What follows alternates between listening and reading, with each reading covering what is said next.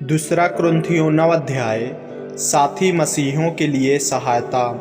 अब उस सेवा के विषय में जो पवित्र लोगों के लिए की जाती है मुझे तुमको लिखना आवश्यक नहीं, क्योंकि मैं तुम्हारे मन की तैयारी को जानता हूँ, जिसके कारण मैं तुम्हारे विषय में मकिदुनिया वासियों के सामने घमंड दिखाता हूँ कि अखाया के लोग 1 वर्ष से तैयार हुए हैं और तुम्हारे उत्साह ने और बहुतों को भी उभारा है।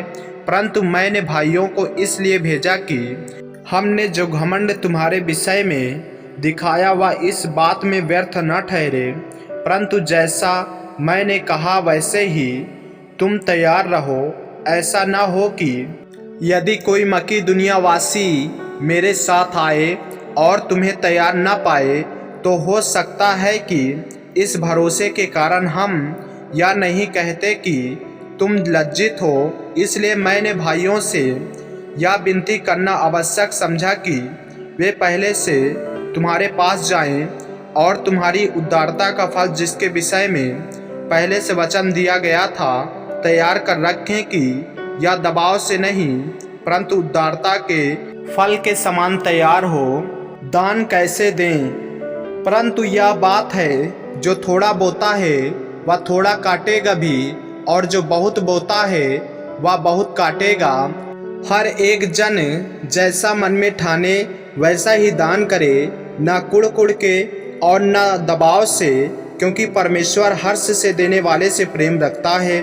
परमेश्वर सब प्रकार का अनुग्रह तुम्हें बहुतायत से दे सकता है, जिससे हर बात में और हर समय सब कुछ जो तुम्हें आवश्यक हो तुम्हारे पास रहे, और हर एक भले काम के लिए तुम्हारे पास बहुत कुछ हो। जैसा लिखा है, उसने बिखेरा, उसने कंगालों को दान दिया, उसका धर्म सदा बना रहेगा।